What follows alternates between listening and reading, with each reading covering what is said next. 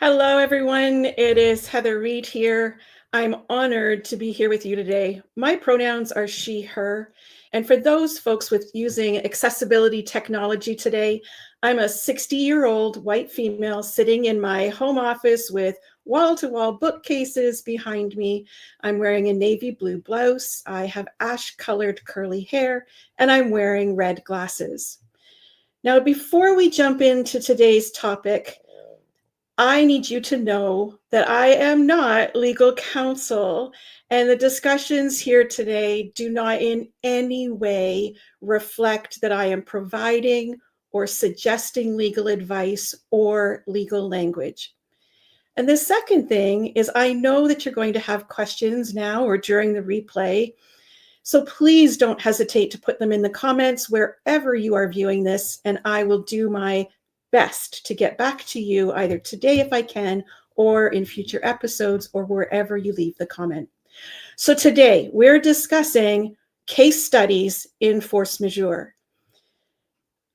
I think it would be insensitive of me today if I did not take a moment to acknowledge the real world force majeure-like events that are currently impacting our communities and the events industry.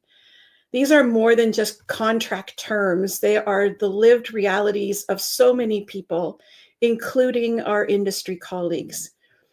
I would ask you to reflect on the resilience of those affected and to consider how our work as event professionals can adapt and respond to these challenges with compassion and with responsibility. So let's use the next 25 minutes to not only deepen our understanding of force majeure clauses, but also to think about the broader context in which we operate. So, a contract is a legal instrument used to allocate risk between parties. I like the word entities. In our industry, the parties or the entities are typically a client or group and a supplier. And force majeure is a legal term that refers to an unexpected or extraordinary or unforeseen event that prevents one of those entities or parties to the contract from fulfilling their contractual obligations. And the term is French for superior force. And I almost wish it was superior force because I don't say force majeure all so well. In a contract, the force majeure clause is the clause that is intended to remove liability for catastrophes that are preventing one or both of the entities from fulfilling their obligations.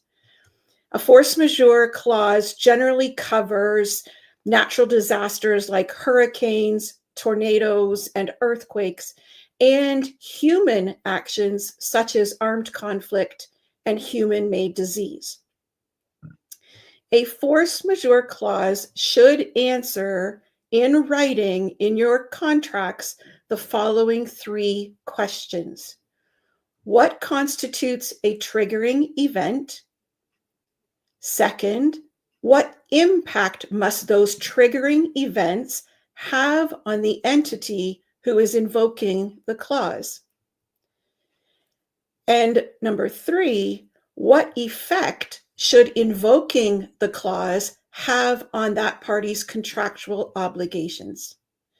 So I'm going to repeat those because I know that those are questions that you should be thinking of when you review proposed language and when you're working with your legal counsel. And I know that they've been put in the chat as well. So number one, what constitutes a triggering event?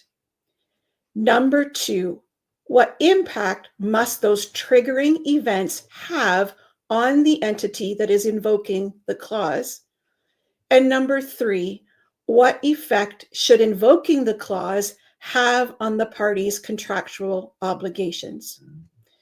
So I know the title said case studies in force majeure, but in preparing for today, I can't do justice to more than one case study. So I'm going to use just one as my teaching tool for today. And in these broadcasts, I'll come back to the other one someday. So the case study that I want to share today involved a hotel contract for an international weather-dependent event. Now, you may already be thinking, well, I don't plan international events. I don't plan weather-dependent events. However, I want you to stay tuned because what I know for sure is that the lessons that I share here will still apply. So, to give you some context, I was hired to review the hotel contract for a national sporting organization that hosts international sporting events.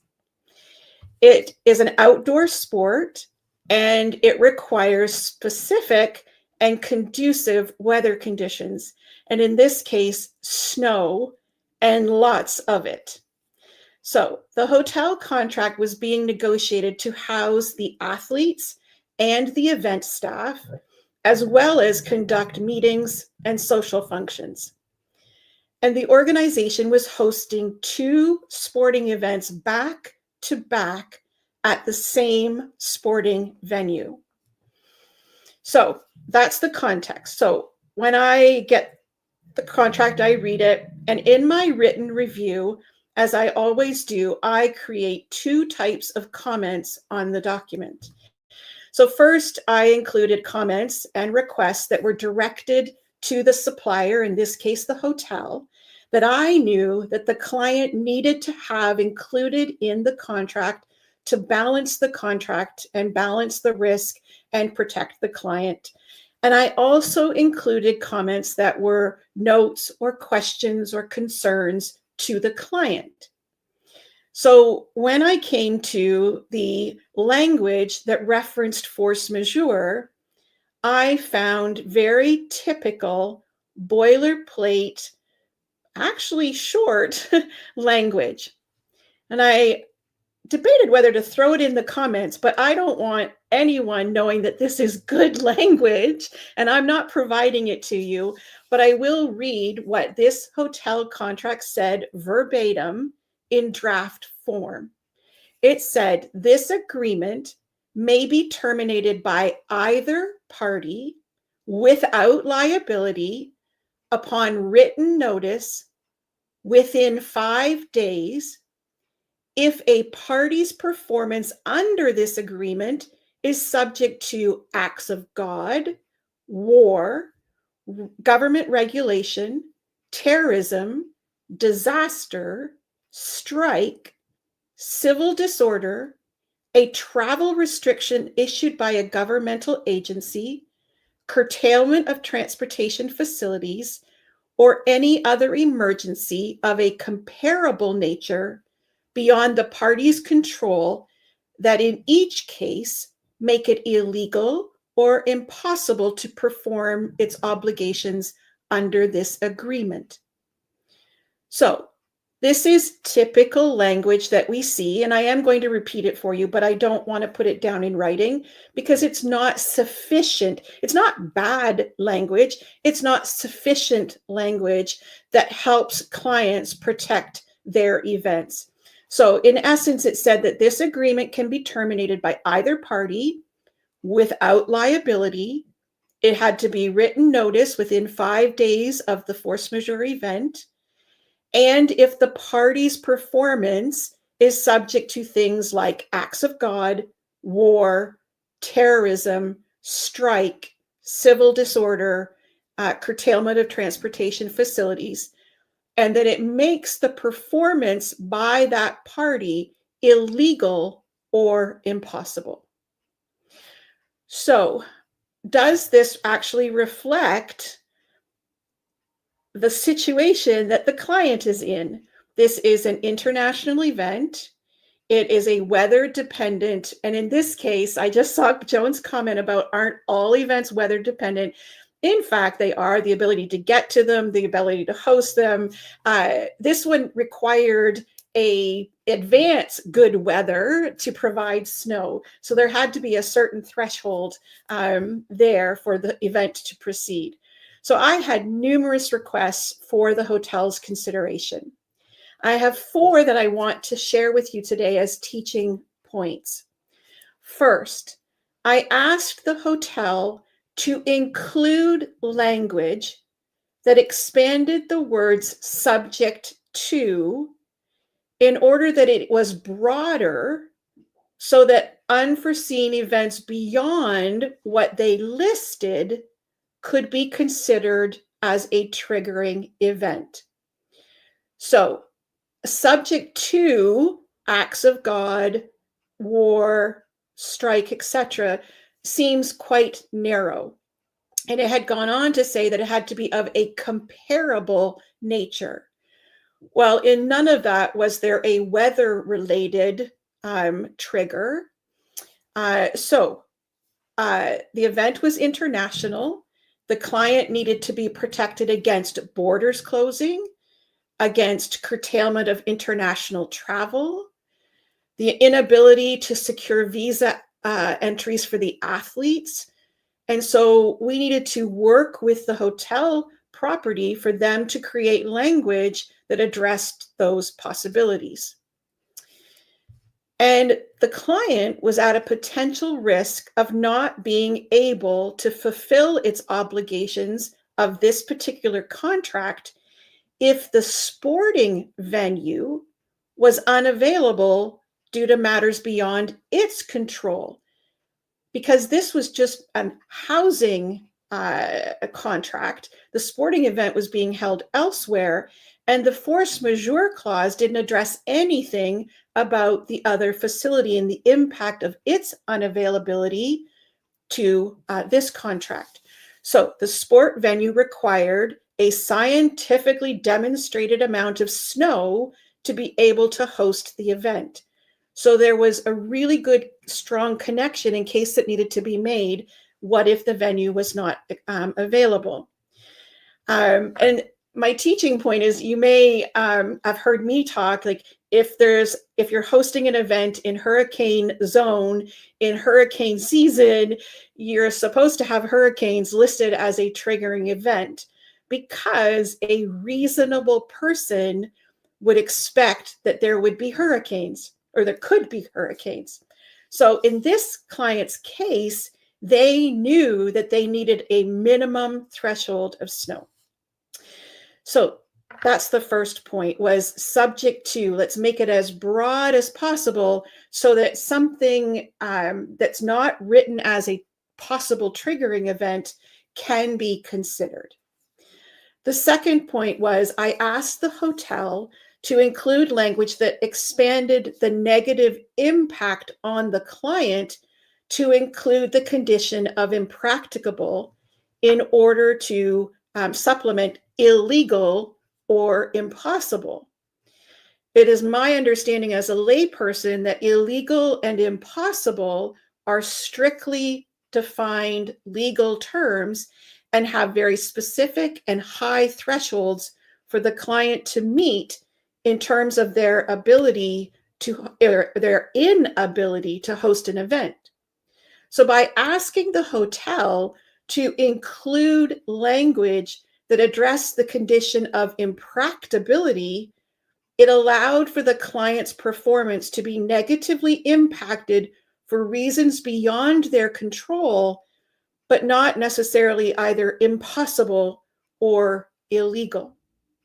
So that's the second teaching point, is that we move beyond impossible or illegal and really advocate for the condition of impracticable. And then we have the third element that I asked for. I asked the hotel to include language that indicated that the client had up to 10 business days, not 5, to invoke the clause after a force majeure incident. I worked with associations for my entire planning career. Trying to get major decisions made within 5 business days was next to impossible. And we all know how difficult it can be sometimes to get consensus on emerging situations. So we doubled the amount of time that decision making could be made by the client. And then fourth, I asked the hotel to include language that addressed partial performance by the client despite a force majeure event. So I'm going to repeat that. I asked them to include language that addressed partial performance by the client despite a force majeure event. So this language was requested for the hotel to create to protect the client should they be impacted by a force majeure-like event, yet the client still decides to proceed with a reduced size event.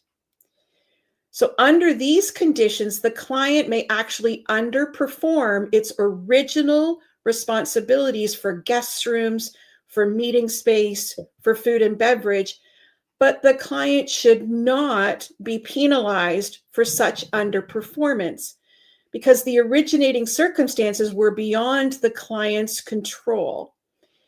And this underperformance due to force majeure is not the same as attrition. So that was the fourth, and what I really consider to be probably one of the most important is that we're always thinking of, we may, like when we came out of COVID, for example, some events were able to be held, but they were significantly hampered by the number of attendees that they could host. And so any attrition damages, they're not attrition damages because it's not at the client's capabilities to fulfill that contract. A force majeure like event has made it more burdensome. So those were the four of the ones that I wanted to share with you that I asked the hotel to consider on behalf of the client to make that language more balanced and to protect the interests of the client. So after all of the negotiations were completed, the hotel contract was signed and countersigned in September of 2023. The event was scheduled for the end of January 2024, so just about a year ago.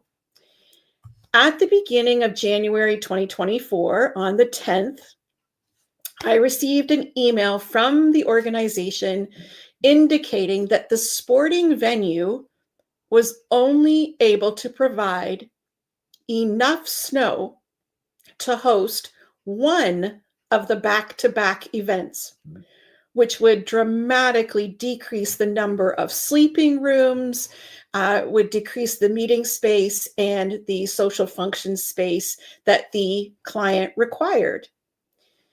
The sporting venue had agreed to provide written documentation to the hotel that rigorously laid out the industry standard minimum requirements of natural snow, their ability to manufacture snow, and that it could not possibly host two back-to-back events while maintaining the integrity of their product, which was snow and a base for this sporting event. So I was able to help the client put together the business case for them to invoke the force majeure clause and to request the ability to proceed with a reduced sized event without a negative financial impact. And so I want to highlight how those four items that I shared with you, how they helped. So the first one, the client was able to cite the sentence that the hotel created in the negotiated final contract that said, this clause also applies if the host venue for this event is unavailable due to matters outside of the venue's control. That was a sentence that we worked really hard with the hotel to protect the fact that the client was signing a hotel contract that was contingent on the execution of the actual sporting event. So, lesson here, if you're doing connected contracts, connect them if possible. Second point that I had requested, The client was able to use the premise of impracticable to support their situation. The situation was not illegal. The situation was not impossible, but it certainly was more burdensome to the client because of what was going on at the sporting event. And then the client was able to use up to the 10 business days that was necessary to get their decisions and their supporting documentation in order. And finally, number 4, which I think is so important, the client was able to cite the sentence in their negotiated contract that said, the parties will work to negotiate an amendment to this agreement, setting forth agreed upon adjustments to accommodate the modified program, which may include decreasing rooms, food and beverage, and concessions.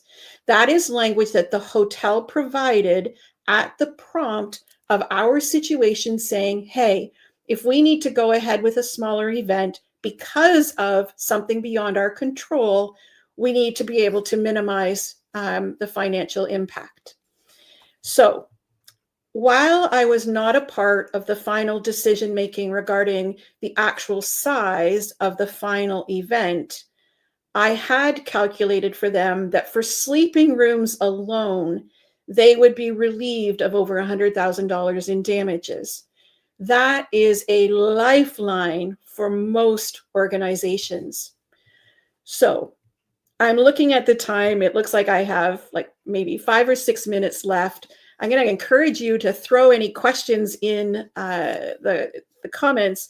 But I hope that this particular case study in a short little, condensed format shows you the impact that thoroughly and strategically negotiating in this case, just one of the clauses in this organization's event contract, the impact that can have.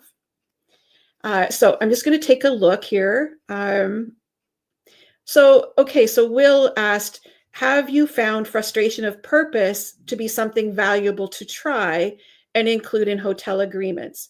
So Will, I am not a lawyer, and my understanding of frustration of purpose, yes, we are encouraged by our hospitality legal folks and the educators that yes, we should be outlining what is the premise, what constitutes why we are holding this event, and what would exacerbate this event if things didn't go perfectly. So I'm trying. Frustration of purpose is that the fulfilling of the contract has been made burdensome by an external factor. So we are encouraged to add that, and I would do a better day. So maybe I should just do another segment on that because I'd be better articulate it. But yes, the legal educators in our industry encourage us to use frustration of purpose. And where you would put that and where it could be defended is when you use a purpose of the event clause in the contract, or you attach an attachment to the contract that has your purpose of the event fully outlined. There are a series of 9 questions that I'm aware of that a client can use to really build out why this event is being held, who this event is for, where are attendees coming from, what are the risks associated with this, the known risks, what would make this event frustrated in trying to present it. So I hope that answers your question, Will. I want to leave you with 2 things. When COVID struck, I reached out to a colleague of mine, and we interviewed 38 Canadian professional event planners, and we did a study of those 38 planners and the events that they were currently working on that were impacted by COVID. And we did a full report, and we have videos, and it's on a website called chroniclinglessonslearned.ca. Now, I'll spell it because chronicling is such a fun word. Chronicling, CHRONICLING,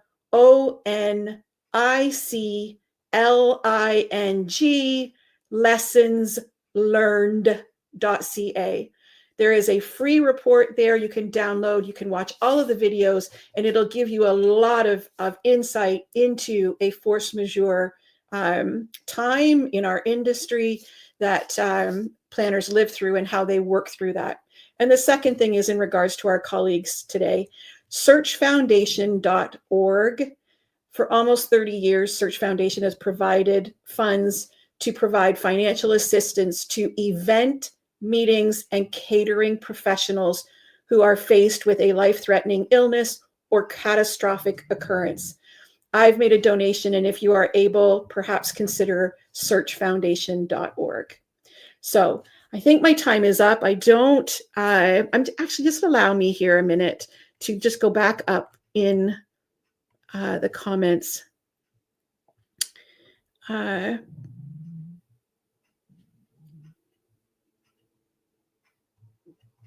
Yeah, I'm not seeing any. What I do know, you can reach me at heather@plannerprotect.ca, and I hope you will reach out if I can be a sounding board, a resource. If you can put my expertise to use, that would be great. So thank you for tuning in today or wherever you are. Thanks, be safe, be kind, and until next time, folks, happy contracting. Bye for now.